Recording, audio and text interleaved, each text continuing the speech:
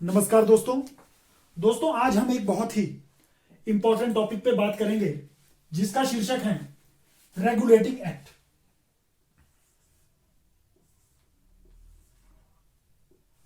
रेगु regulating regulating act. Regulating act या regulating अधिनियम 1773।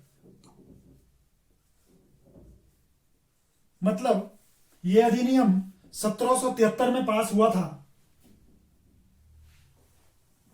Regulating act 1773। दोस्तों, रेगुलेटिंग एक्ट 1773 को पढ़ने से पहले हम कुछ तथ्यों को जानेंगे। यह तथ्य बहुत ही इंपॉर्टेंट है परीक्षा की दृष्टि से। 1608 में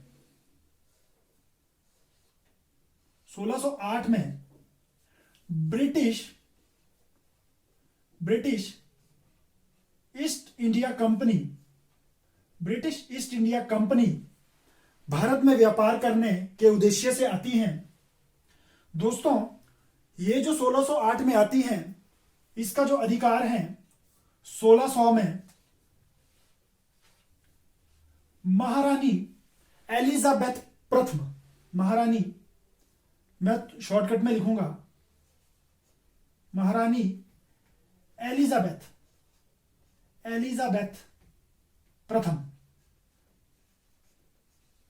महारानी एलिजाबेथ प्रथम ने कंपनी को यह अधिकार दिया था पूर्व के देशों के साथ व्यापार करने के लिए।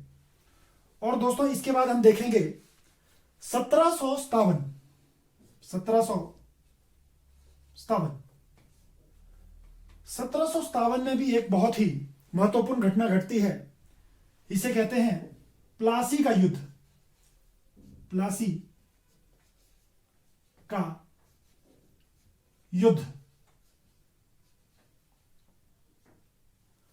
और उसके पश्चात एक बहुत ही महत्वपूर्ण युद्ध है जिसे कहते हैं बक्सर का युद्ध, 1764।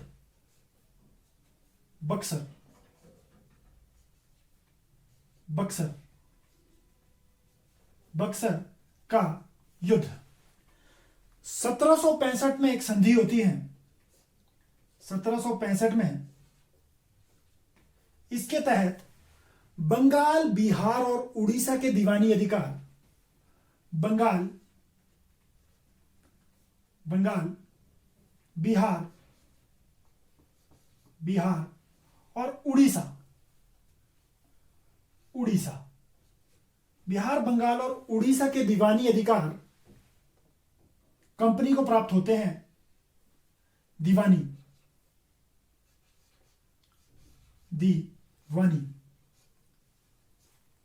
बंगाल, बिहार और उड़ीसा के दीवानी अधिकार कंपनी को प्राप्त होते हैं।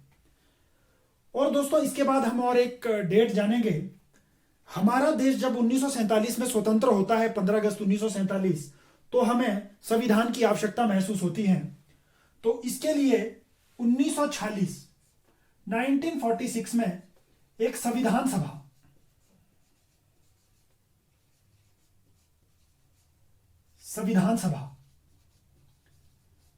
सभा बनाई जाती है। और 1950 में संविधान का काम या संविधान बनकर तैयार हो जाता है।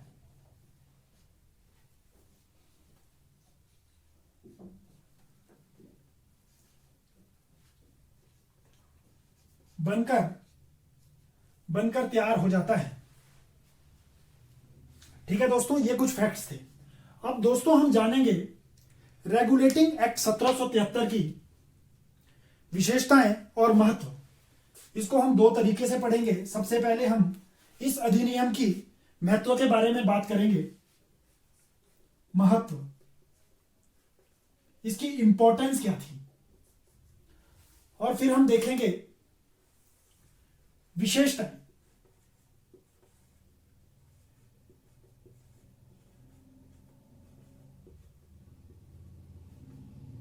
विशेषताएं। सबसे पहले दोस्तों हम बात करेंगे महत्व की। महत्व पहला, इसकी इंपॉर्टेंस है कि ये कंपनी के काम जो थे, कंपनी के कार्य थे, उनको नियमित, नियमित मतलब रेगुलेट, और नियंत्रित मतलब कंट्रोल, नियमित और नियंत्रित करने की दिशा में यह पहला कदम था। नियमित, नियमित, नियमित और नियंत्रित।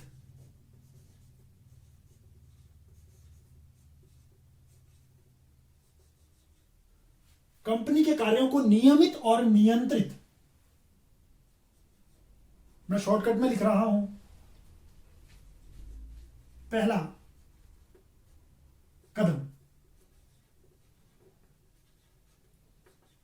दूसरी जो इस अधिनियम की विशेषता है या महत्व है वो है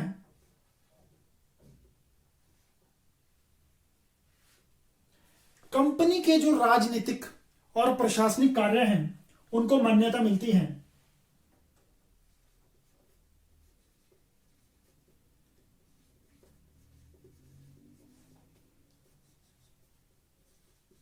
राजनीतिक और प्रशासनिक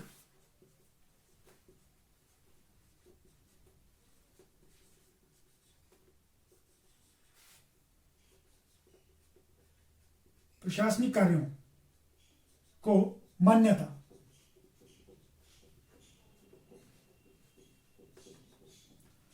और तीसरा जो इसका महत्व है,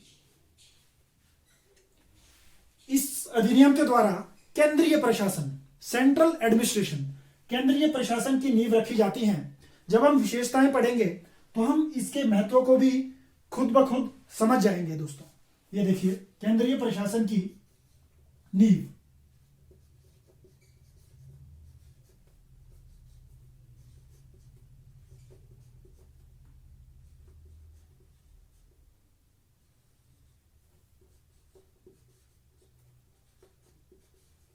इस अधिनियम के द्वारा केंद्रीय प्रशासन की नींव रखी जाती है। अब दोस्तों हम बात करेंगे रेगुलेटिंग एक्ट 1773 की विशेषताओं की। इसको भी हम एबीसी करके करेंगे। इसकी दोस्तों पहली जो विशेषता है वो ये है कि जो बंगाल का गवर्नर था उसे बंगाल का गवर्नर जनरल नाम दिया गया। बंगाल का जो गवर्नर,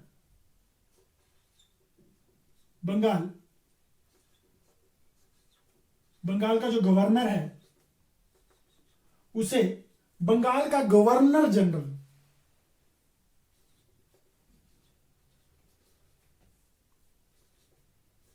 गवर्नर, उसे बंगाल का गवर्नर जनरल नाम दिया गया। और दोस्तों दूसरा, दोस्तों एक चीज आप देखिए, जब बंगाल के गवर्नर को बंगाल का गवर्नर जनरल कहा गया तो मतलब जो दूसरी प्रेसिडेंसीज है जैसे बंबई और मद्रास, वो क्या है, वो बंगाल के गवर्नर जनरल के अधीन हो गई। ठीक है, मद्रास और जो मुंबई है, बंबई, एक मिनट,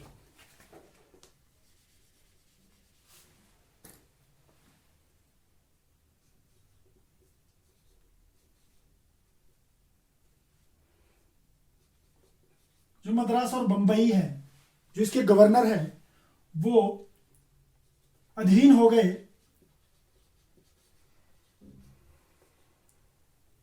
बंगाल के गवर्नर जनरल के। क्योंकि पहले क्या था, जो मद्रास था, बंबई था और जो बंगाल था, इनके जो गवर्नर थे वो स्वतंत्र थे। अब इसको गवर्नर जनरल नाम दिया गया बंगाल के गवर्नर को, तो क्या हुआ कि जो पावर्स है इसमें आ गई और जो मद्रास और बंबई के जो गवर्नर है वो बंगाल के गवर्नर जनरल के अधीन हो गए दोस्तों। और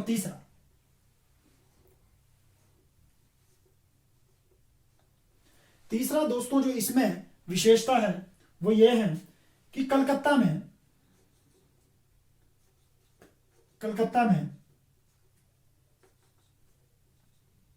सुप्रीम कोर्ट की स्थापना की जाएगी। यह इसमें कहा गया कि कलकत्ता में एक सुप्रीम कोर्ट की स्थापना की जाएगी और इसके एक वर्ष बाद 1774 में कलकत्ता में एक सुप्रीम कोर्ट की स्थापना की जाती है। और दोस्तों चौथी जो इसकी विशेषता है ABCD, जिसकी चौथी विशेषता है वो ये है कि जो कोर्ट ऑफ डायरेक्टर जो था, कंपनी की जो गवर्निंग बॉडी थी, कोर्ट ऑफ डायरेक्टर, मैं इसको COD लिख रहा हूं, कोर्ट ऑफ डायरेक्टर के माध्यम से कंपनी पर जो नियंत्रण है वो और सशक्त हो गया, नियंत्रण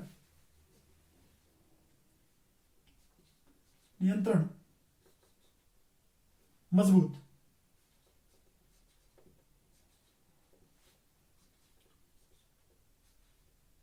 और दोस्तों एक और इसमें चौथी एक विशेषता है जो बहुत इंपॉर्टेंट है, वैसे वो चौथे नंबर पे आनी चाहिए थी, चलो मैं उसे भूल गया तो मैं आपको बताता हूं।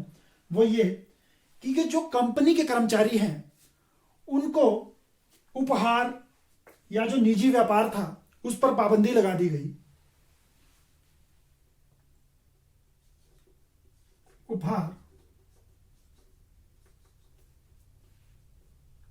रिश्वत,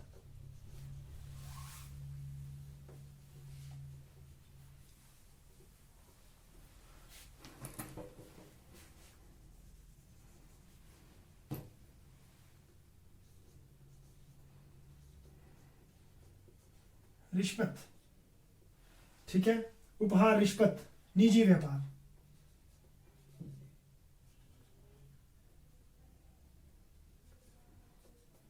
निजी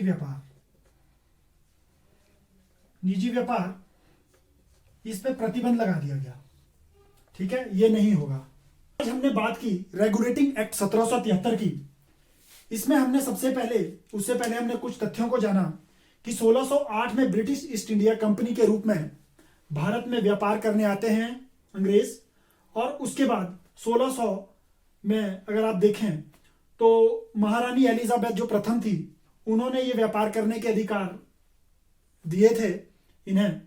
और 1757 में प्लासी का युद्ध, 1764 में बक्सर की लड़ाई और 1765 में बंगाल, बिहार, उड़ीसा के दीवानी अधिकार कंपनी को प्राप्त होते हैं।